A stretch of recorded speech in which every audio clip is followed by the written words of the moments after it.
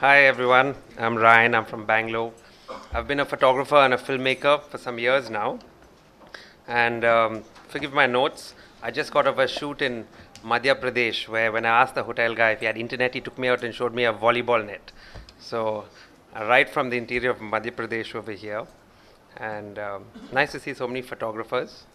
Nowadays, everybody seems to own a camera. Wherever you look, you have cameras, whether they're on your cell phone or, I mean, the auto rickshaw driver today morning who brought me here had a camera on his cell phone, and he was asking me what I did, and I was telling him, and he said, "What are you showing?" So I was telling him about some work I did recently, and he said, "See my series," and he opened up his photo, and there were all these pictures of girls at bus stops, you know. So today, everybody owns a camera. Owning a camera is like owning a pen. Photography is like a language in our country where you have many forms. You have your vernacular forms, you have Ryan Lobo's photography, you have more educated forms, you have your auto rickshaw driver series of girls at bus stops. So owning a camera is like owning a pen. Everybody owns a pen, but how many people write something meaningful or create something which endures or inspires? Very often when I set out on a shoot, I think I'm the intrepid explorer going out to reveal something, to tell a story, to find something out, you know. But more often than not, I think photography reveals us. It reveals the photographer. It reveals the artist. An example I can give you is Facebook. Like if you ever were to scroll down Facebook posts, photographic posts, you see patterns. You know when somebody is going through a hard time. For example, in Bangalore, where you have a lot of people in the IT industry, a recurring theme is butterflies. You know, you look at everyone's portfolio, and there are all these beautiful pictures of monarch butterflies. So you could look at it like an anthropologist would. Why this attraction towards certain themes? Why this calling to shoot these things? Maybe it comes from within us. Maybe there's some unconscious desire in that guy from Infosys. Maybe he wants to fly away to Wipro. Maybe he's not completely realized in his job, in the life he has, and this is his way of voicing it. But an overwhelming message comes across nowadays, and that is, look at me, I'm a good person, look at what I've done, please like me, please love me, you know. Those are the themes. So all those photos of people standing in front of the White House, you know, when they show it to their families here, they want to let people know, I've arrived, I've traveled, I've been here, I've been there. All these are forms of expression, if you will. We express ourselves through our photography in some regards. So let's look at expression, or if you wish, if you want to call it storytelling through the ages, that's another way of looking at it. For the longest time, artistic expression involved the sacred. Nowadays, it's considered a bad word in some regards to refer to that word. But if you look at the history of expression, say the artistic maps our grandparents knew, or maybe some of our parents, a lot of it had to do with the sacred. It was inspired by our mythologies. It came from religion. And dance, drama, painting, all inspired by the sacred. So you go back even further, and you got people possibly living hunter-gatherer lifestyles, living in caves, painting beautiful things on the cave walls, stories of hunting. And I imagine for millennia, storytelling was around the campfire, where you had grandfathers and fathers and mothers telling their children stories, stories to give them comfort in dark times, stories to provide solace in times of horror, stories to comfort the human condition on its journey towards death. So maybe that's the function of art. Maybe that's one of the functions of art, to provide us comfort, to provide people comfort, to bring awareness to certain themes. Today, the campfire and the storyteller have been replaced by, in many regards, the television and the billboard. You know, we're constantly bombarded with messages from all around us, and a lot of us unconsciously absorb these messages, and it's revealed in our expression. Our sense of wonder doesn't come from looking up at the stars or creating something beautiful. It comes from gadgets. It comes from the appreciation of others. Today, a lot is promised which our mythology is promised, except you can buy it and it comes instantly. So the anthems of today are about the self, follow your dreams. And this is a photographer's anthem, mind you. It's a lot of what I believed in for a very long time. Find yourself through your work, express yourself, be yourself. It's your life. The self is considered the center of life. All these messages cater to our unconscious desires. The billboards, you buy this soap, you'll get that girl. You use this fairness cream, and that fair boy will like you. You use this deodorant, and all the women will come charging at you. What is left unsaid in all these messages, but deeply implied, is that you will find peace and fulfillment if your unconscious desires are met. That's false. Happiness and fulfillment are not promised. They come on their own, and they are byproducts of how one engages life. You can't buy them. You can't buy fairness cream and be happy. When we read a biography, what we admire very much, very often is not what people did to find happiness, but what they did to quote unhappiness in the realization of a meaningful goal. When you look at, say, Nelson Mandela's life, we aren't amazed by the fact that he goes to work in a stretch limousine. We admire what he went through for more than 20 years in prison to achieve something meaningful. So how do we transcend the needs of the moment, if you will, the needs of our times, the zeitgeist of our times, in order to create something meaningful and that would inspire? Maybe that's where grace comes in. And like happiness and peace, it's not promised. It comes on its own, and the most we can do is leave the door open for it. So today I'm going to go through a few stories. They're more anecdotes, actually. They aren't bodies of work as such, which in some regards have inspired me, which have led to some of these realizations, I feel, which govern my life in many ways. So the first story I'm going to go through is about how we portray poverty, or how we tell stories about suffering in our country. So in the old days, in the south of in the southern part of the United States, when slavery was going on full swing, you had the term of the field Negro. Forgive the term; it came about in very racist times. And you had the house Negro. Have you guys seen the Quentin Tarantino film recently, The Western? You had exactly, Django Unchained. Yes, yeah. So you had the guys who worked in the field, who were treated very badly. Then you had the chaps who sucked up a bit and worked in the house. So I think that applies to us photographers a lot these days, especially when it comes to telling stories where you are the other, where there is room for exploitation. And when it comes to telling stories about suffering, about hardship, about themes which might be difficult to handle, very often a lot of us succumb to poverty porn. We know the editor is going to like this picture of horror, and they're going to publish it, and we maybe leave out aspects which we should shoot otherwise. So this was a story about dowry murder, okay?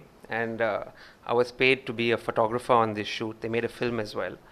And we went to Delhi, and we traveled through like the outer parts of Delhi, not Lutyens Delhi, very lower socio-economic areas. And there was a murder. This girl had been killed, a very quote-unquote low-caste woman.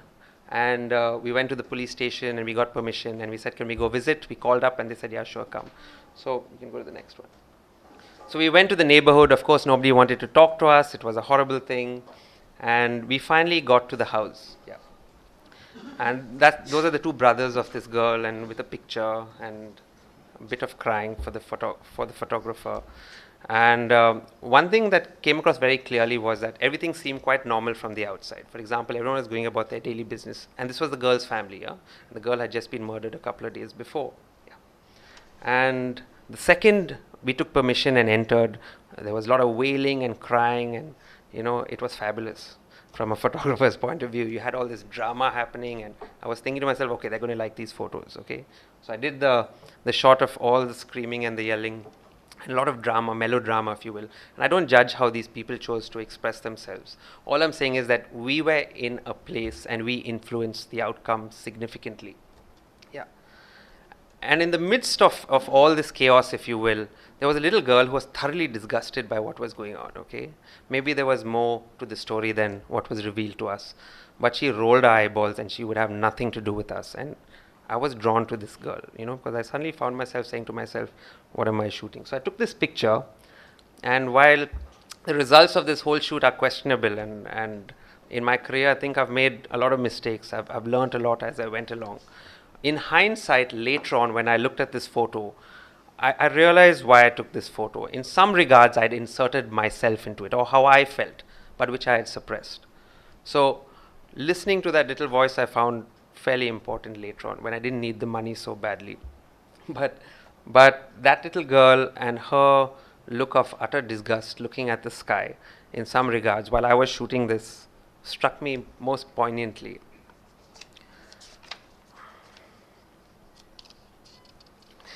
So when we take a photograph, a work of art, if you will, we are inviting an audience to stand in our moral and aesthetic, to view the world from our moral and aesthetic points of view. So the question to ask yourself is, what do you have to offer from your point of view? Where does the goodness lie? What you put out into the world, I believe, comes back in some form or the other, intangibly very often. So the next story I'm going to talk to you about is shot in Delhi itself, and it was on the Delhi Fire Service. I've talked about this story a lot, but maybe not this aspect of it. So if you look at the city of Delhi, you have Lutyens Delhi, and then you have these huge areas surrounding Delhi with slum colonies. Massive demographic shift happening in India today. You got literally millions of people moving to the big cities and living in squalor, if you will.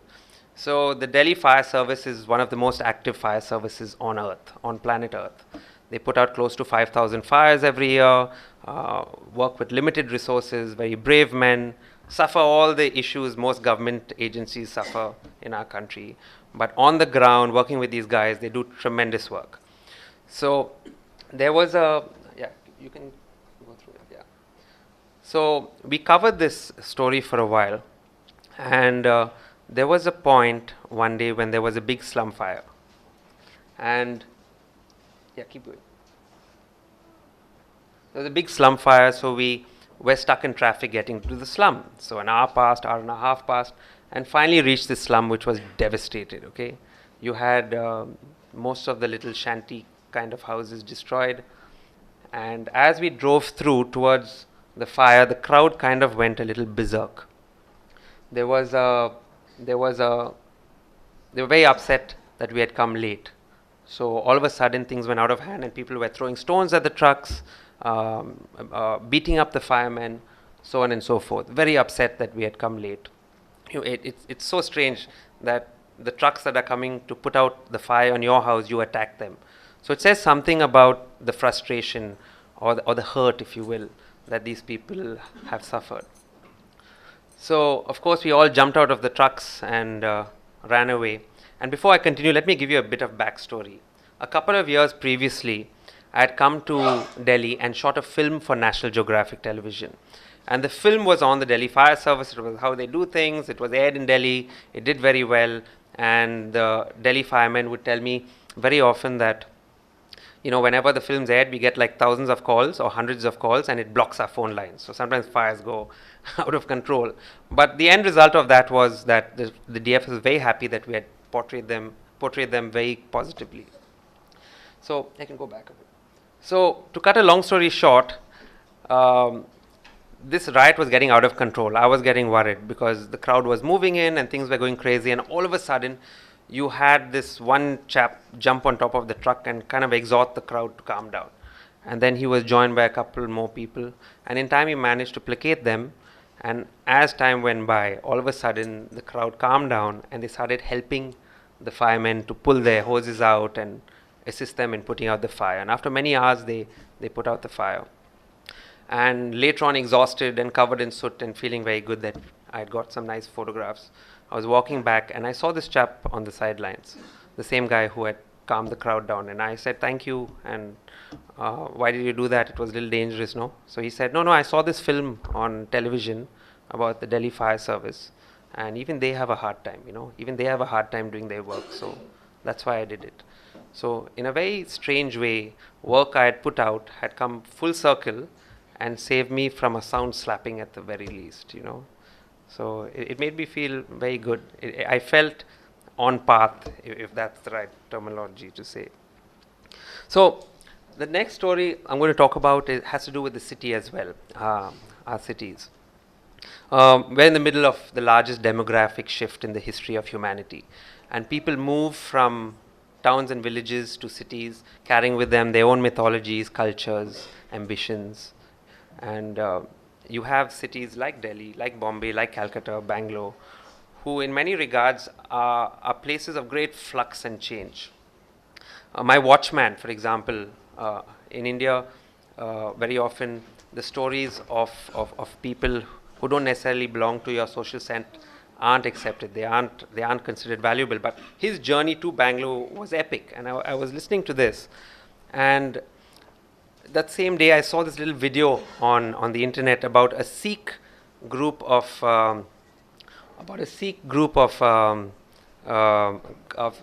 Nihangs, and these guys had gotten together and they were doing these talent shows, and they came on this show called India Got Talent, where you get to see a bunch of Sikh men totally beat the hell out of each other and put themselves through all these kinds of tests. So the judges were horrified, you know, on this show. They were like covering their faces. They were looking at these guys like, get off the stage. But these chaps didn't care, and they went about what they did with great aplomb and gusto. So our stories, like our photographs, our stories, our performances, our expression reveal us in ways that words might not be adequate for. Yeah, you can keep moving. Sure, you can just keep scrolling. So looking at these, I mean, we live in uncertain times nowadays. If you look at the politics of India right now, there's so much debate and controversy about it. It's incredible. We have a lot of corruption. We have bad governance. We also have other options looming up which promise certain things, but which carry their own concerns. So I looked upon this in some regards as the performance, as an expression of what cannot be said. It's what you cannot say in polite conversation. You look at, and in some regards, I hope this is not a portent for the future, but you look at countries like, the former Czechoslovakia, or the Bosnians, the Serbs, the Croats. They were kept in control by an authoritarian regime for a long time. Then the authority was lifted, and everyone remembered what their great-grandfathers did to each other, and they were at each other's throats. And in India, we have quite a convoluted history ourselves. A lot of it suppressed over the last 40, 50 years. We have our own dark histories. We have our own history of invasions and violence and whatnot. We've V.S. Naipaul called us a wounded civilization in one of his books, and this performance for me was an expression. It seemed to me to be an expression of, once again, certain aspects of our psychology, of our civilization, which you can't talk about. Or even if you do, you have to be really polite about it.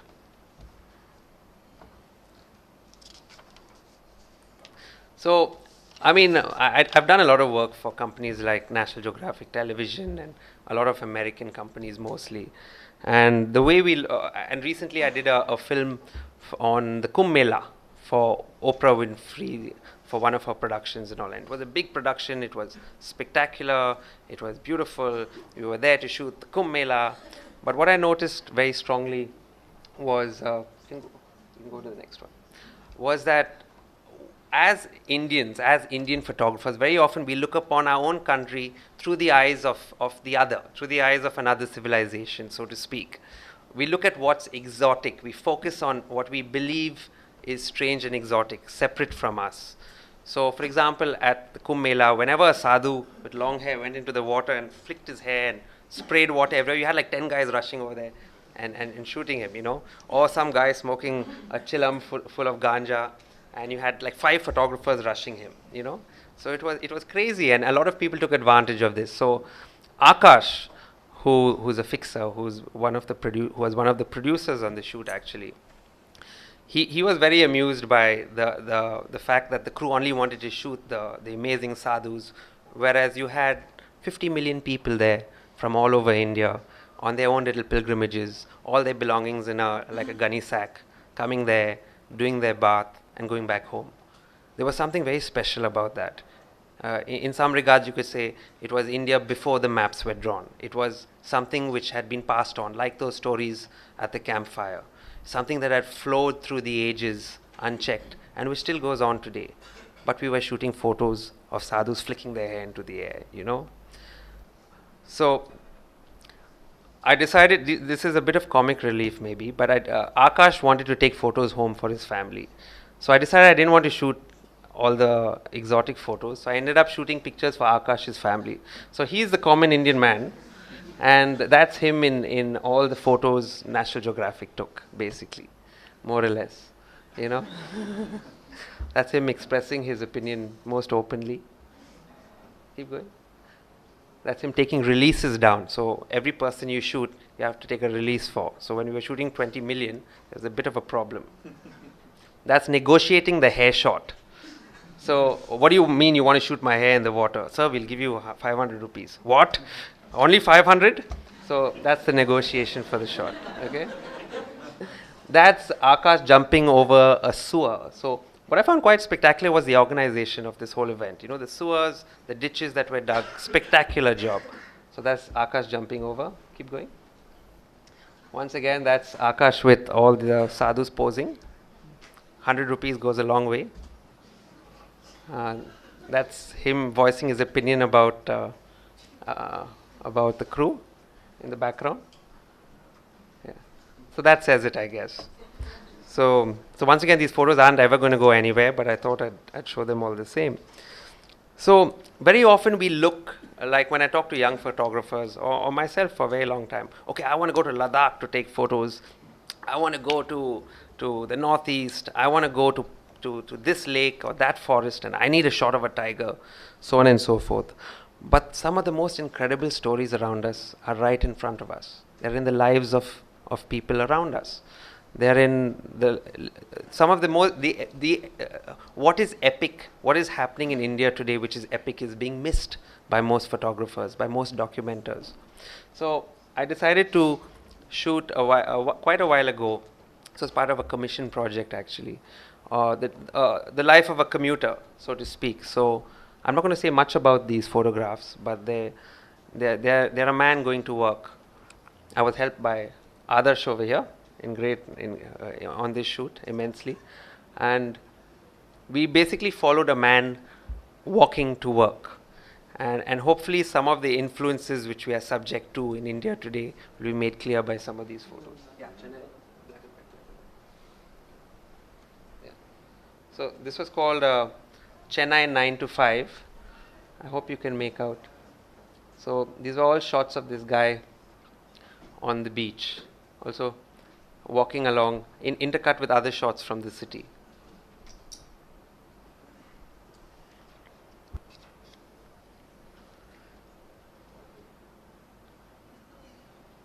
It's so interesting that when you look through portfolios online or Flickr photos, you see the same photographs coming up over and over again. It's the same monuments we journey to. On their photography workshops, it's the same locations people go. The camera is always pointed outward. You know, very seldom does it go in any other direction. So the last story I'm going to talk to you is a very personal story. It took place over 5 years in a war zone in West Africa, and I was a producer on a film about an African warlord named General Butt Naked. So this guy was murderous during the Civil War. He claims to have killed more than 20,000 people, and he ran this regiment of child soldiers. So according to him, he had a moment of grace, if you will, where he says the power of God descended down on him and changed his life forever. And keep in mind, this is a man from interior West Africa, living in, as they say over there, the bush, who according to him, he said he lived by a different mythology. And he was a general in this war. Extremely brutal. I mean, some of the stories are quite incredible. It was set in Liberia, which has its own checkered history with the US. And he claims to have turned a new leaf. And he decided to walk the earth looking for forgiveness from all the people he had hurt. So keep in mind, this is all over West Africa. to travel to some of these places isn't necessarily safe. You have a lot of kids who were once child soldiers, who had the most horrific childhoods, addicted to heroin, addicted to other drugs, very unpredictable. So we quote unquote walked the earth with this man on his so-called quest for redemption. And that's General Butt Naked, and that's his church with the Teletubbies in the background. Keep going. I was lucky enough to shoot him being baptized. So according to him, he was relieving himself of all his sins. This is probably the most murderous human being on the planet today. Well, not counting politicians. But so he's a preacher, and he's embraced a very fundamentalist sect of Christianity, and he's a preacher. So according to him, he's still trying to make do, and let's hold. So for example, this is Senegalese. During the war, Senegalese was one of his child soldiers, and Joshua, which is General Butt Naked's real name, shot his legs off. He shot him with a Magnum pistol, and he lost his legs. And this was the first time they had met, because Joshua had fled to a neighboring country and he was coming back. And so this was the first time they had met. So I was like, man, we're not going to get out of this. And we reached this place, and he approached him, and he said, I'm very sorry, please forgive me, so on and so forth. And I was like, oh God, this is where he gets shot. This is where the mob collects. And Senegalese looked at him and said, okay, man. Okay, and I was stunned. I was like, if somebody did that to me, I would not be so forgiving. And in time, what I realized, what came across very strongly, was that people who had suffered terribly, and this wasn't only in Liberia, it was in Afghanistan, it was in Iraq, people who had lost terribly had a different way of viewing the world. It wasn't a Hollywood film where they grow up and then they go back and take revenge. There was something more. People were more resigned, maybe, but what came across clearly in some regards was that people who had suffered terribly seemed more ready to forgive. People who had gone through these crucibles. So, I mean, we talk about grace. Can you go to the previous photo? We talk about grace. I mean, it's a theme at this festival. And what is grace? Grace descends. It's supposed to. It comes from somewhere else. It doesn't matter what faith you are. We call it kripa in our Hindu philosophy. That's Sata in the middle. Sata's brother was killed by the general, and he ate his heart in front of her. And that's him once again coming across this woman randomly in a slum populated by a lot of child soldiers, a lot of drug addicts, and begging for forgiveness. And all our friends are surrounding us, and one word from her and things could have gone anyway. And it was remarkable. I remember crouching on the ground because it was being shot on video as well, and thinking to myself, are we influencing this? Are we influencing this? And this girl cried, listened to what he said, and in front of the whole crowd, he started telling everyone what he had done and laying it out over there. And towards the end of it, she just took her hand and she touched his shoulder, and held it for a bit and got up and walked away. So this for me is a picture of grace. It's a woman forgiving this man for what he had done to her. It's the strength that takes, I find quite incredible. It's debatable what I'm saying, who knows, maybe she was afraid, I don't know. But in the later days when we went back and interviewed her and all, she seemed pretty sure about what she had done.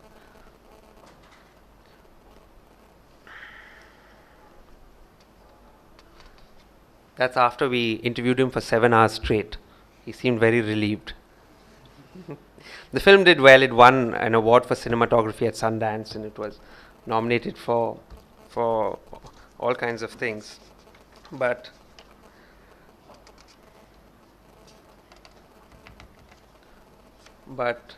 what I took away from this whole project was I found it initially. I went there with my mindset, okay, fine, rogue, criminal, needs to be hung, imprisoned, and maybe he does if you want to separate church and state. But the archetypes change. The villain of today becomes the savior of tomorrow. He currently runs a rehab home for drug addicts. So it left me more unsure about what I thought I was sure of for a very long time. So right after this, we can go to the next album. Right after this, when something happened, for me was in some regards a life-changing moment. I of course wandered off with my camera, and I was taking some pictures here and there. When all of a sudden, a bunch of young men, high on drugs, I don't know what, I think it was amphetamines, suddenly caught me and dragged me down this corridor. And within like a couple of minutes, I was in some corner of this slum with all these chaps around me. There was a bit of a discussion, there was a bit of a riot, and I got taken away after all this happened. Keep going. And this gentleman you see in the photo had a big machete in his pants, and they kept trying to get him to hit me with the machete. So every time he came forward, I'd raise my camera and take a picture, okay? And I was using a D200, I think, then. And so you have the little preview, and I kept doing it almost automatically. And they'd say, hit him, and they speak English in Liberia, so they hit him with a machete, man. And I would be like, 1 sec, and I'd take a picture. So keep going. So things were slowly going out of control, and I realized, okay, they want my camera. If I give them my camera, there's no reason to keep me around, you know. Then they'll definitely use the machete. So I refused to let go of the camera, and they were like, "Give me the camera." And they didn't want to damage it, okay, because I was holding it. So, yeah, hold this. So suddenly I say, "Okay, come, let me take your photo. I'll make you famous." So the guy says, "What do you mean you make me famous?" I said, "I'll put you on the cover of a magazine." So he's like, "Really?" So I said, "Yeah." So he said, "Okay, take a photo." So I took a photo. Then I said, "Come here," and I went to him, put my arm around him, took a photo.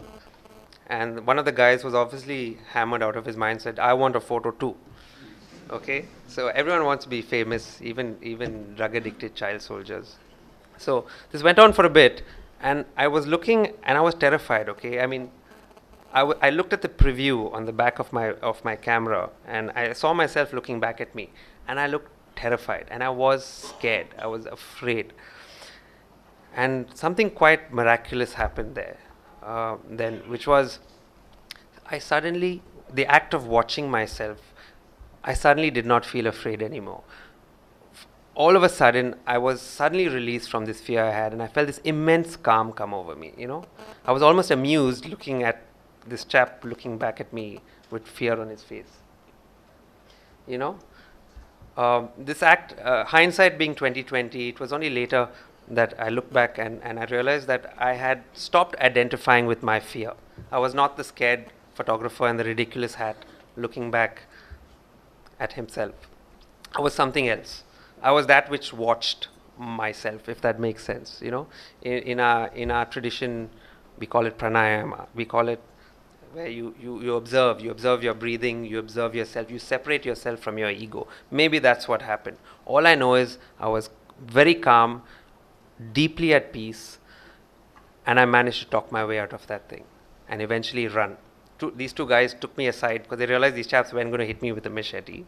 So they took me aside, and as you can see, I was far calmer then. And then I bolted when I got a chance.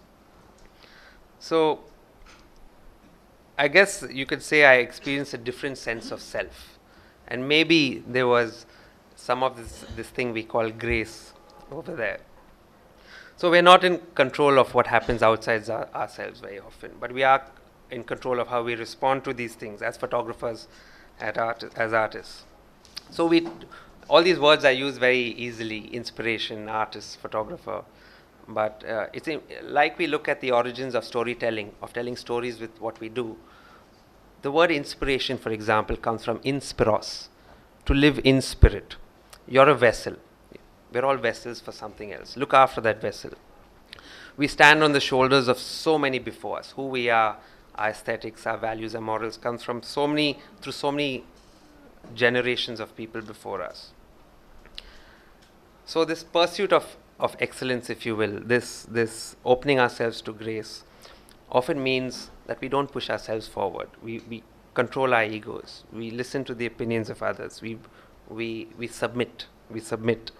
Where the purpose is not to find yourself through your art, but to lose oneself in it. And hopefully that's when the door opens and grace comes in, and we will be inspired. Thank you.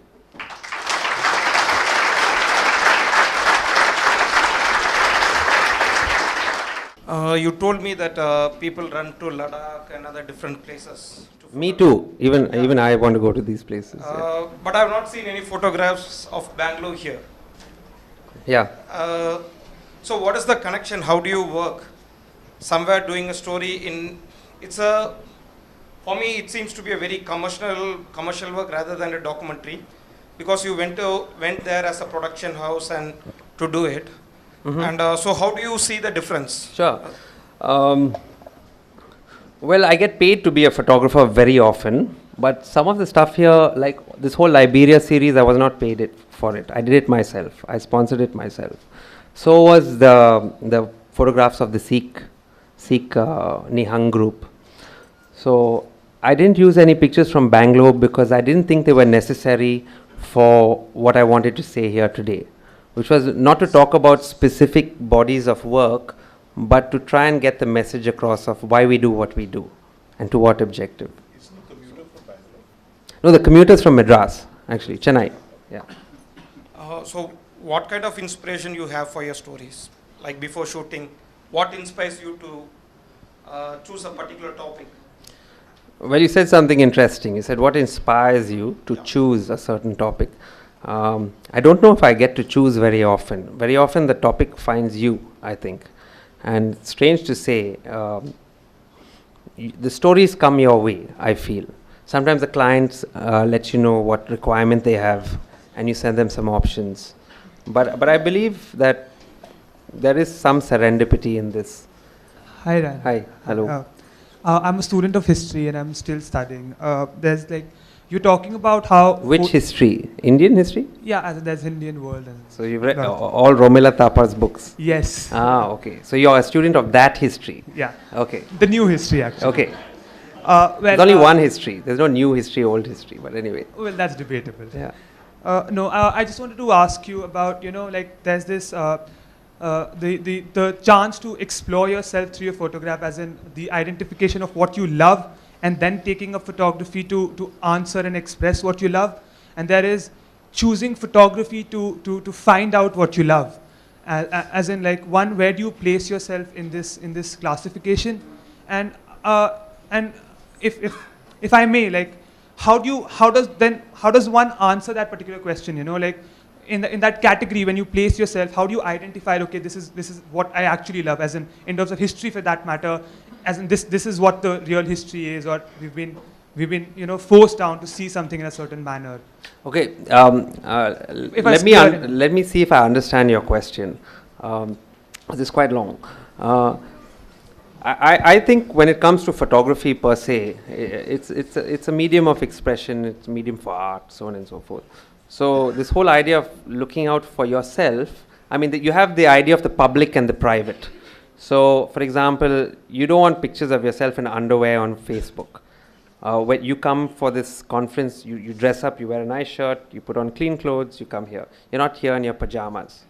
So what you want to explore privately, please go ahead. Today the lines are blurred. A lot of people take their private lives and put it out as a form of expression, way more postmodern maybe. So what I'm trying to say is, if you want to find out what you love through your photography, go ahead. But maybe it might not have value for other people. What you put out into the public sphere, you hope has some value, some import, something that might endure, something of value to people when they see it.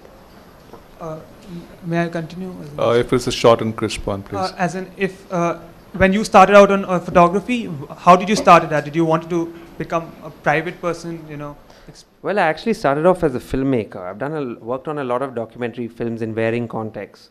And initially, when we were shooting all these incredible films, sometimes I felt my camera did a better conversation than the video camera.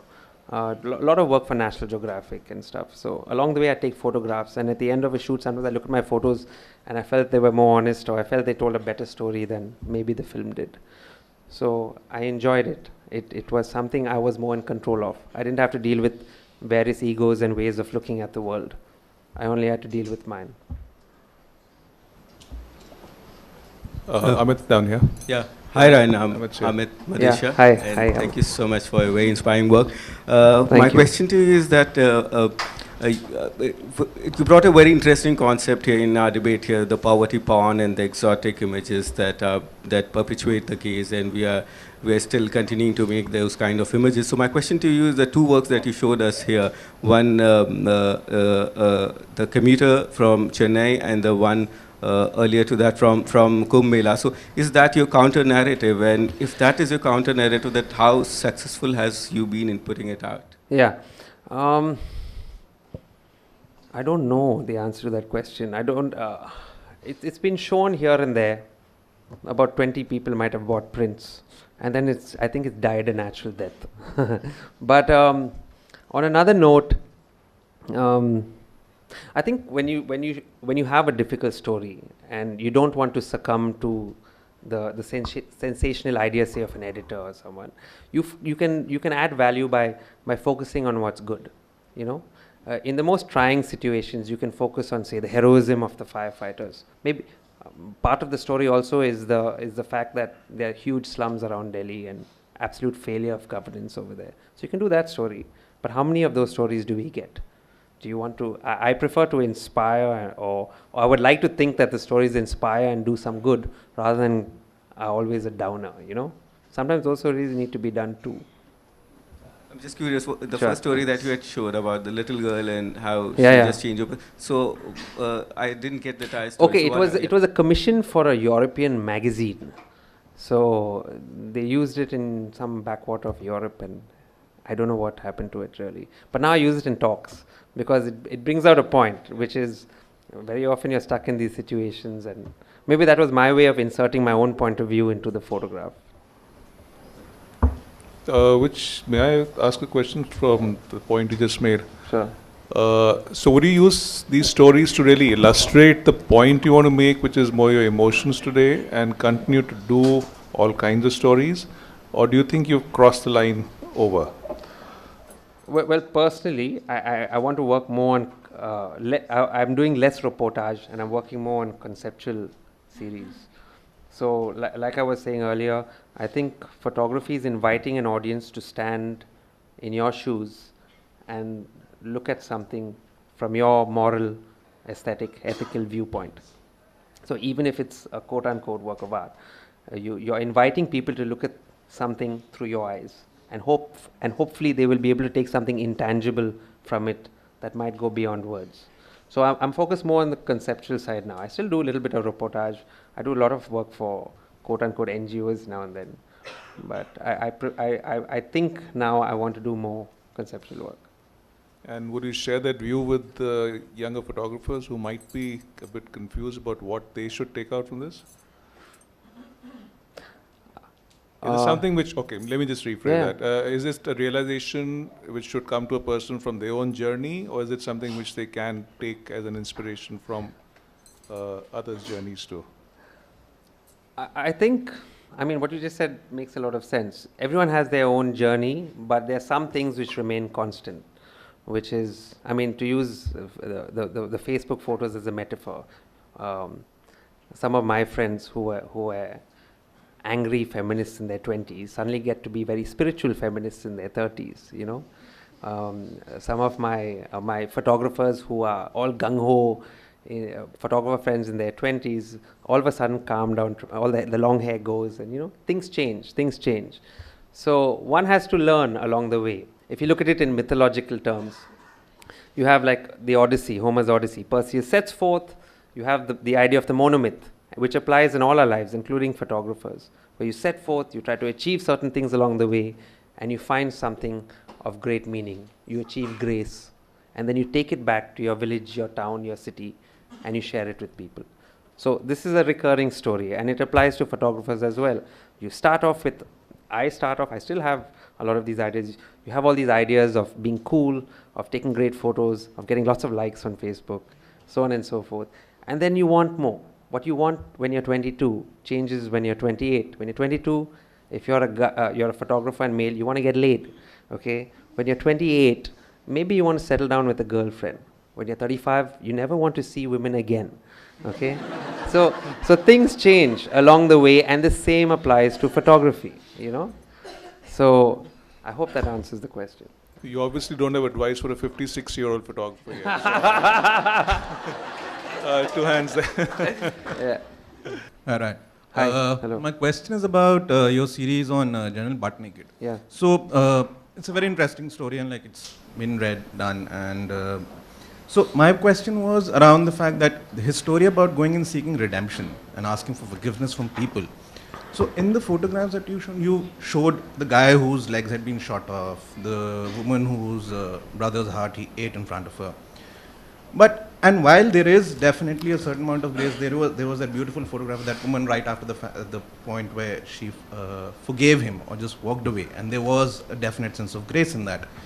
What I found a bit missing, and I'm a bit intrigued about that, Sure. that the point where General Butt Naked, he was forgiven, like, I don't see any photographs of him at that moment. Like, did you make any photographs of him then? Because I do believe that there's a certain sense of grace which is probably inherent in the act of being forgiveness as well. Yeah. No, I like what you're saying. So, did you probably make any photo? Because of course, like, Yes, it's a yes, very I did. obvious, I did, evident but thing it's that not in this the act edit. of forgiveness is generally, of course, like, it's a higher act. But somebody who's being forgiven in that moment. Yeah. Yeah. I do have pictures of him as well. But let me add to what you're saying. This whole idea, and this is my own view. You have this idea of church and state. You know, church and state were separated. The idea of modern civilization comes from that. So what I've shot is the human story of perpetration and possibly forgiveness. It's the story of being hurt and forgiving, or not forgiving. The fact remains he murdered 20,000 people, and just because you're really sorry about it doesn't mean you don't go to jail or worse, you know. So from the point of view of the state, I think they failed miserably. And he threw himself at the mercy of the Truth and Reconciliation Commission, and he was pardoned. So I don't see this happening at the Nuremberg trials. I don't see this happening with Eichmann.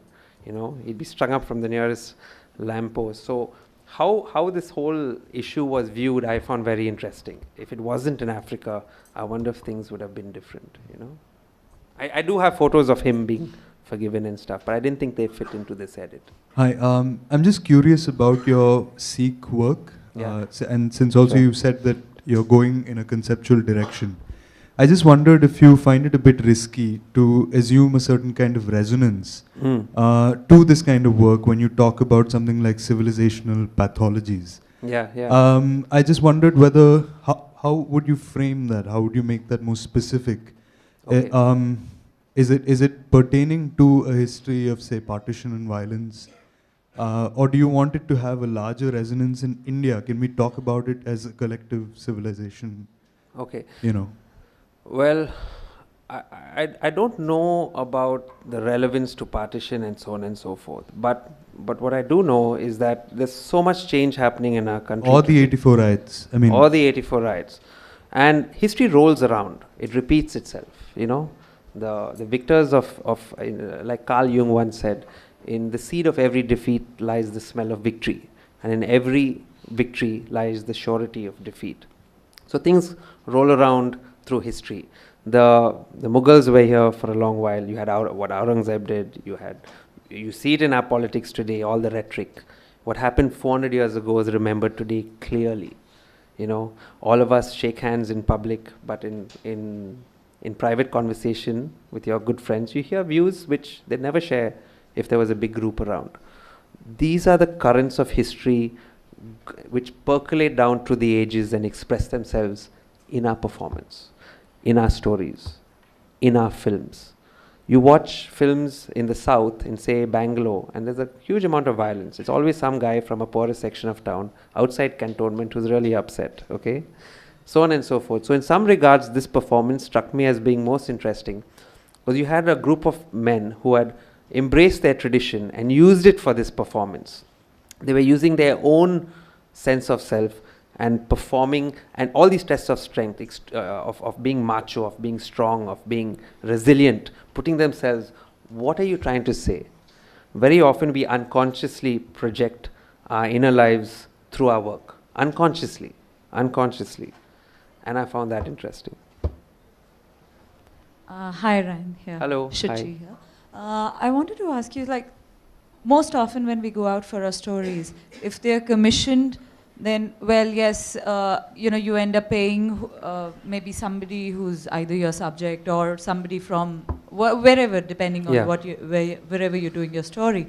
But then there are a lot of your own personal documentations and stories that you do. And when you go and, let's say, talk to the people around or whatever, and you try and make them understand your purpose of doing that story, the first question that often comes is, what's in it for me? You get your story, you go out and do whatever you do with it.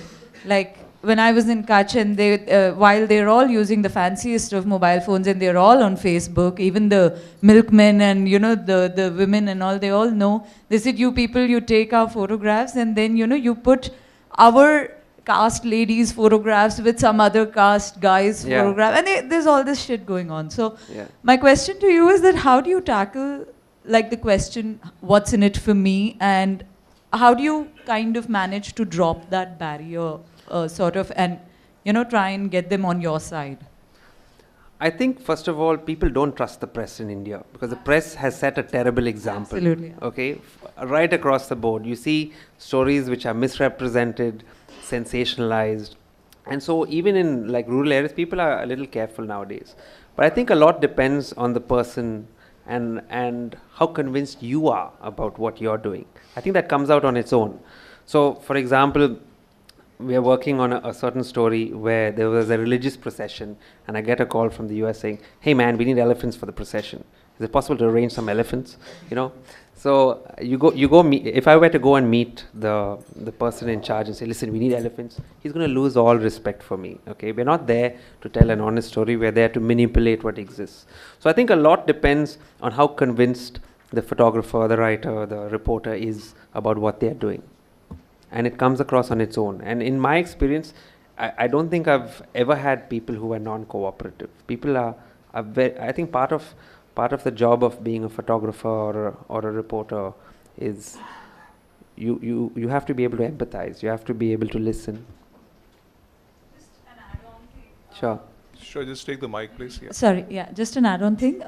Let's say you may be convinced, and they've also understood, but a lot of times they will still expect to be monetarily paid for it because they think that, of course, you're going to be paid for it, whether you're not is another question. But do you ever end up paying for your some story or something like that? Yes, but not for reportage. If it's commercial kind of documentary filmmaking, sometimes you tip people. Sometimes if you've got somebody to wait for you because getting the whole crew down is too expensive, you'll reimburse them for their expenses. Right. For sure. Sometimes for location fees, you want to shoot in somebody's private area and he doesn't want you to shoot. Yes. Right. Sir. Ryan, you do video work as well as pictures. Yeah. Do you think nowadays, as a photographer, that's expected of you? Do you do it because you enjoy doing both videos and pictures, or do you do it because you get to earn more money, or is it a combination of both? Both, definitely. But you've got to keep in mind you have the business, and then you have your own personal vision. So when you shoot for a client, very often, especially if it's a high-paying client, say from Discovery Channel or whatever, you cater to their aesthetic. You cater to what they want, very often. So that you do for the money. I'm very clear about that. I do it for the money. More often than not, I'm like a producer or an executive producer, not directly involved in the field. But for example, the Butt Naked film was an independent effort. We did it after I went to many war zones, and I was shooting for films in Afghanistan, Iraq, and at the end, when I saw the end product, I was a field producer then. I was shooting them in the field. I thought we had done great interviews.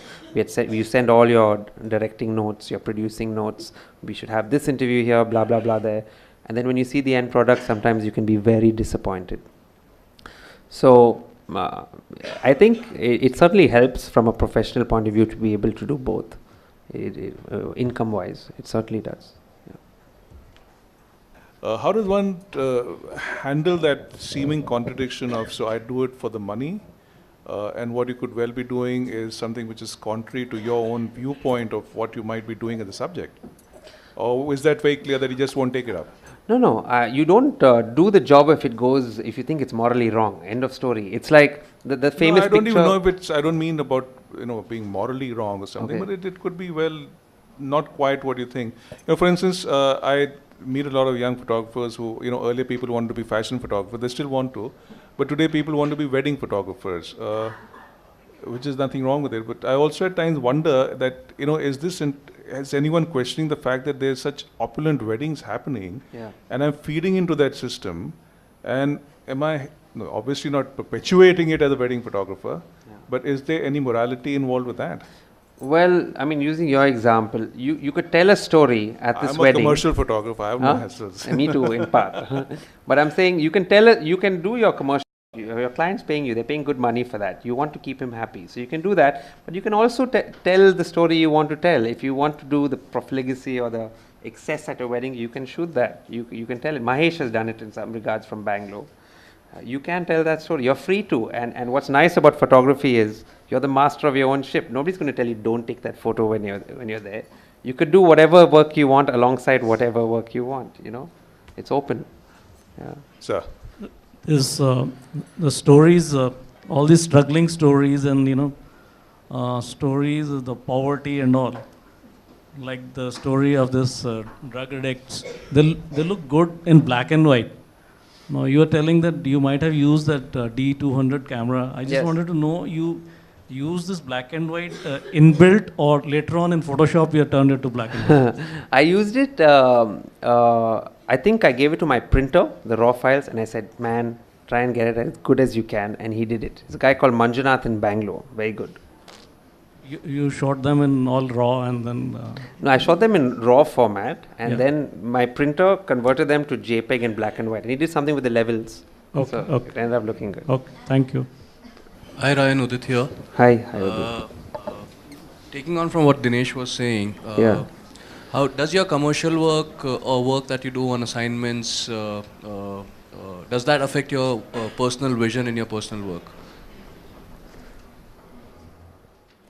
Yeah, it's taught me about what I don't want to do along the years, I think, in some regards. But it's also given me the opportunity to tell my own stories. Nobody's stopping you from taking photos during all these films. So a lot of this work you see was done alongside film projects. I had the opportunity. So like I said, very often when you're shooting for clients or when you're in a professional scenario, you have to take into consideration other people's ideas of what the end product should be. But you're free to apply pressure with your finger whenever you want. And that's one of the wonderful things about photography. You can tell your own the story the way you want to put it forward. You can invite people to stand in your own shoes, see it through your way of looking. My question is, like, if I have a subject, I have shot something, which is very good, and it has a lot of meaning in it. But how do I sell my stuff, When I click, like, I have a photo feature, Yeah. about anything, about Unix or anything. But how do you sell your stuff? I'm still trying to figure that out. But I think today on the internet, if you want to tell a story, quote unquote, you're free to tell it. You can start a blog, you can share it, and an audience finds you. You can send emails, and I think if it's something of value, it finds its own way.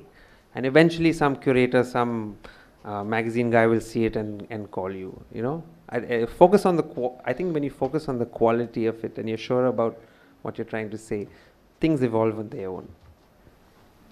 We're talking a lot about the difference between personal work and commercial work, work for ourselves, work for others, also them and us, what's in it for them, what's in it for us. I wonder, as photographers, where do we draw the line?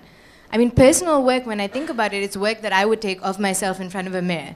If or anyway, it's just me. Anytime another body enters the work, another object enters the work, I think I've lost the right to call it personal.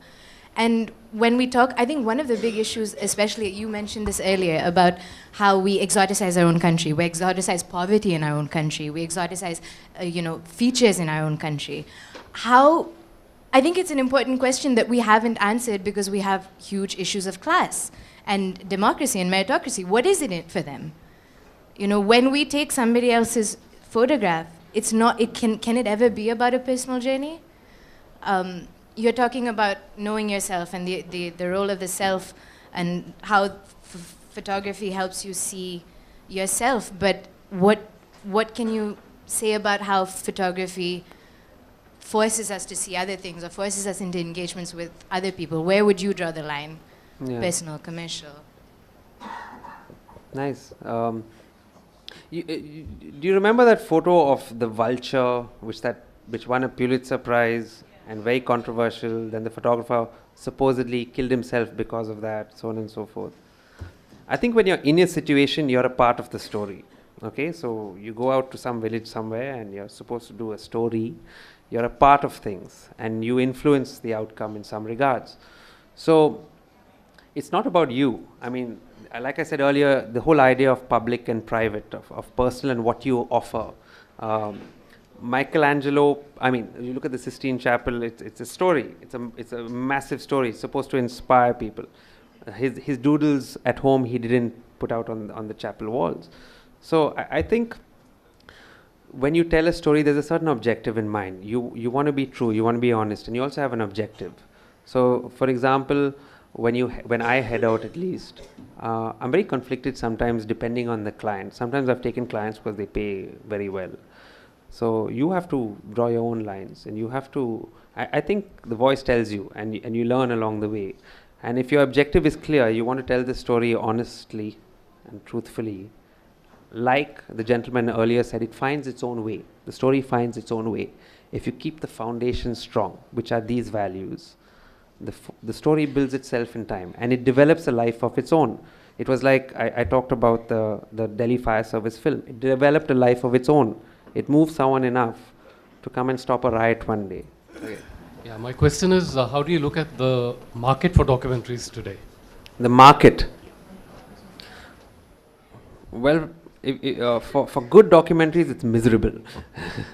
So, like for example, I'll give you an example. You have the whole idea of commercial doc filmmaking, National Geographic Channel, Discovery Channel. BBC does some phenomenal work, Channel 4, amazing, very often.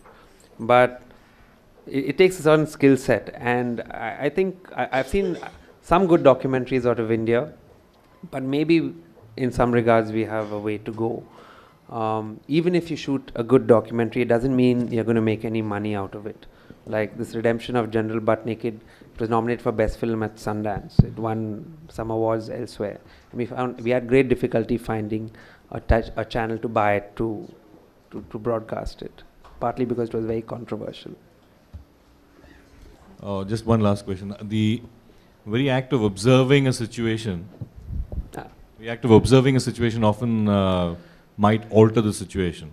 What is your opinion on that? Well, you sound like a physicist, but you are? Okay. I think you're right. You're right. Keep the objective clear. Wherever you go, the second you raise that little box in your hand, and you are a part of that.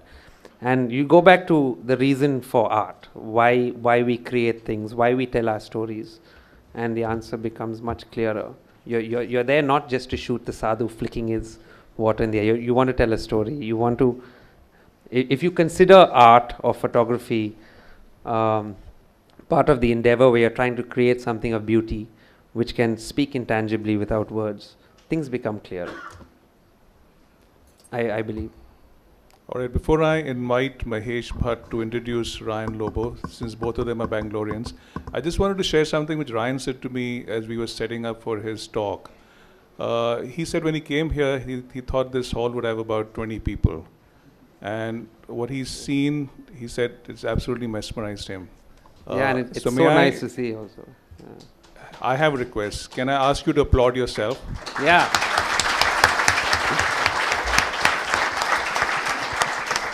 It feels really nice that somebody is actually listening for a while. You know, it's nice. Here I'm talking about transcending ego and all, and it's kind of inflating right now.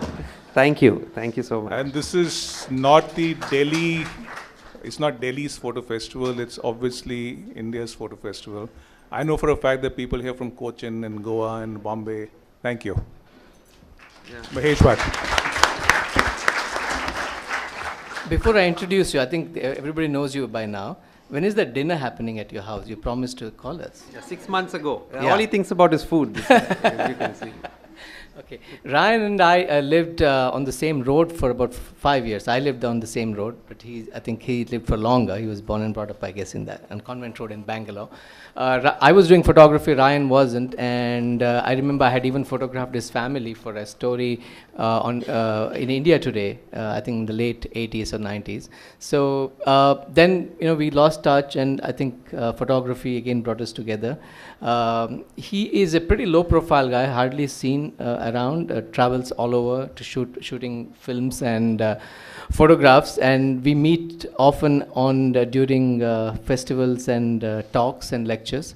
It's great to have you here, but I did warn you that there are going to be about 200 people minimum. Yeah, I thought you were lying, Mike.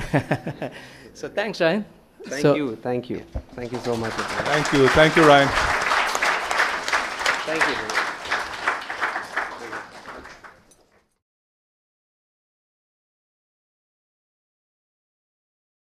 In some regards have inspired me, which have led to some of these realizations I feel which govern my life in many ways. So the first story I'm going to go through is about how we portray poverty, or how we tell stories about suffering in our country. So in the old days, in the south of in the southern part of the United States, when slavery was going on full swing, you had the term of the field Negro. Forgive the term. It came about in very racist times. And you had the house Negro. Have you guys seen the Quentin Tarantino film recently, The Western? You had exactly, Django Unchained. Yes, yeah. So you had the guys who worked in the field who were treated very badly. Then you had the chaps who sucked up a bit and worked in the house. So I think that applies to us photographers a lot these days, especially when it comes to telling stories where you are the other, where there is room for exploitation. And when it comes to telling stories about suffering, about hardship, about themes which might be difficult to handle, very often a lot of us succumb to poverty porn. We know the editor is going to like this picture of horror, and they're going to publish it, and we maybe leave out aspects which we should shoot otherwise. So this was a story about dowry murder, okay? And I was paid to be a photographer on this shoot. They made a film as well. And we went to Delhi, and we traveled through like the outer parts of Delhi, not Lutyens Delhi, very lower socio-economic areas. And there was a murder. This girl had been killed, a very quote-unquote low-caste woman. And we went to the police station, and we got permission, and we said, can we go visit? We called up, and they said, yeah, sure, come. So you can go to the next one. So we went to the neighborhood. Of course, nobody wanted to talk to us. It was a horrible thing. And we finally got to the house. Yeah. And those are the two brothers of this girl, and with a picture and a bit of crying for the photographer. And one thing that came across very clearly was that everything seemed quite normal from the outside. For example, everyone was going about their daily business. And this was the girl's family. Yeah? The girl had just been murdered a couple of days before. Yeah. And the second, our sense of wonder doesn't come from looking up at the stars or creating something beautiful. It comes from gadgets. It comes from the appreciation of others. Today, a lot is promised which our mythology is promised, except you can buy it and it comes instantly. So the anthems of today are about the self, follow your dreams. And this is a photographer's anthem, mind you. It's a lot of what I believed in for a very long time. Find yourself through your work, express yourself, be yourself. It's your life. The self is considered the center of life. All these messages cater to our unconscious desires. The billboards, you buy this soap, you'll get that girl. You use this fairness cream, and that fair boy will like you. You use this deodorant, and all the women will come charging at you. What is left unsaid in all these messages, but deeply implied, is that you will find peace and fulfillment if your unconscious desires are met. That's false. Happiness and fulfillment are not promised. They come on their own, and they are byproducts of how one engages life. You can't buy them. You can't buy fairness cream and be happy. Um, when we read a biography, what we admire very much, very often is not what people did to find happiness, but what they did to quote unhappiness in the realization of a meaningful goal. When you look at, say, Nelson Mandela's life, we aren't amazed by the fact that he goes to work in a stretch limousine. We admire what he went through for more than 20 years in prison to achieve something meaningful. So how do we transcend the needs of the moment, if you will, the needs of our times, the zeitgeist of our times, in order to create something meaningful and that would inspire? Maybe that's where grace comes in. And like happiness and peace, it's not promised. It comes on its own, and the most we can do is leave the door open for it. So today I'm going to go through a few stories. They're more anecdotes, actually.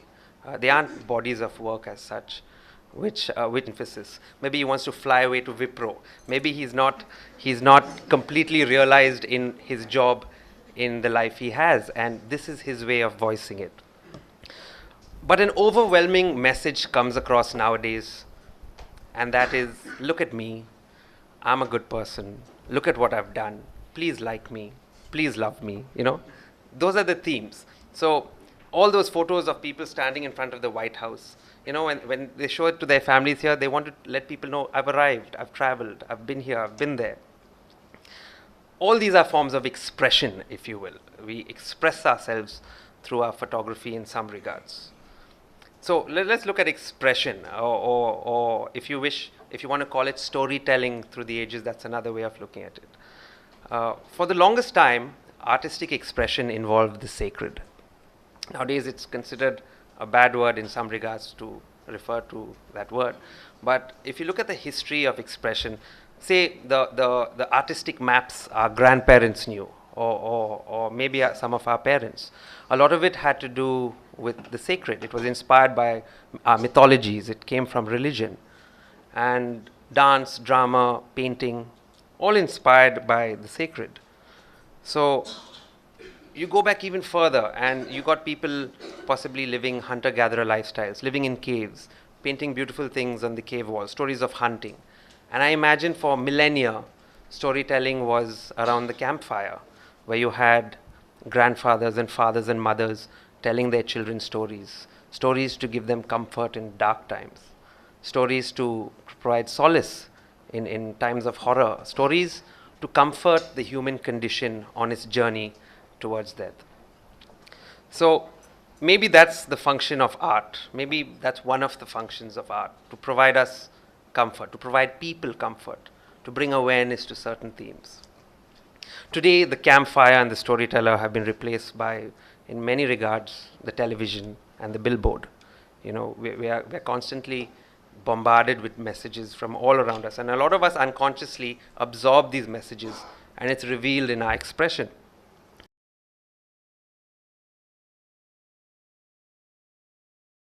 Hi everyone, I'm Ryan, I'm from Bangalore. I've been a photographer and a filmmaker for some years now, and forgive my notes, I just got off a shoot in Madhya Pradesh, where when I asked the hotel guy if he had internet, he took me out and showed me a volleyball net. So right from the interior of Madhya Pradesh over here, and nice to see so many photographers. Nowadays, everybody seems to own a camera. Wherever you look, you have cameras, whether they're on your cell phone or, the auto rickshaw driver today morning who brought me here had a camera on his cell phone, and he was asking me what I did, and I was telling him, and he said, what are you showing? So I was telling him about some work I did recently, and he said, see my series. And he opened up his photo, and there were all these pictures of girls at bus stops, So today, everybody owns a camera. Owning a camera is like owning a pen. Photography is like a language in our country, where you have many forms. You have your vernacular forms, you have Ryan Lobo's photography, you have more educated forms, you have your auto rickshaw driver series of girls at bus stops. So owning a camera is like owning a pen. Everybody owns a pen, but how many people write something meaningful or create something which endures or inspires? Very often when I set out on a shoot, I think I'm the intrepid explorer going out to reveal something, to tell a story, to find something out, But more often than not, I think photography reveals us. It reveals the photographer. It reveals the artist. An example I can give you is Facebook. Like if you ever were to scroll down Facebook posts, photographic posts, you see patterns. You know when somebody is going through a hard time. For example, in Bangalore, where you have a lot of people in the IT industry, a recurring theme is butterflies. You know, you look at everyone's portfolio and there are all these beautiful pictures of monarch butterflies. So you could look at it like an anthropologist would. Why this attraction towards certain themes? Why this calling to shoot these things? Maybe it comes from within us.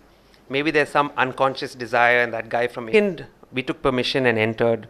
There was a lot of wailing and crying, and it was fabulous from a photographer's point of view. You had all this drama happening, and I was thinking to myself, okay, they're going to like these photos, okay? So I did the shot of all the screaming and the yelling, and a lot of drama, melodrama, if you will. And I don't judge how these people chose to express themselves. All I'm saying is that we were in a place and we influenced the outcome significantly. Yeah. And in the midst of all this chaos, if you will, there was a little girl who was thoroughly disgusted by what was going on, okay? Maybe there was more to the story than what was revealed to us.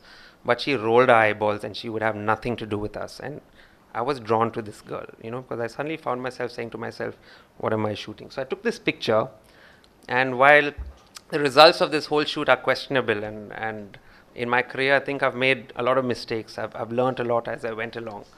In hindsight, later on, when I looked at this photo, I realized why I took this photo. In some regards, I'd inserted myself into it, or how I felt, but which I had suppressed. So listening to that little voice, I found fairly important later on, when I didn't need the money so badly. But that little girl and her look of utter disgust looking at the sky, in some regards, while I was shooting this, struck me most poignantly.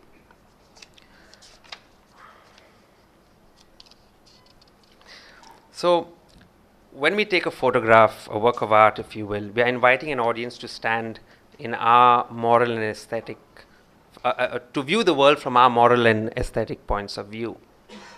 So the question to ask yourself is, what do you have to offer from your point of view? Where does the goodness lie?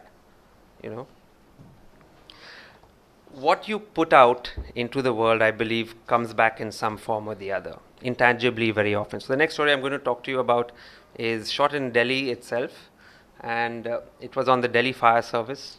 I've talked about this story a lot, but maybe not this aspect of it. So if you look at the city of Delhi, you have Lutyens Delhi, and then you have these huge areas surrounding Delhi with slum colonies. Massive demographic shift happening in India today. You got literally millions of people moving to the big cities and living in squalor, if you will.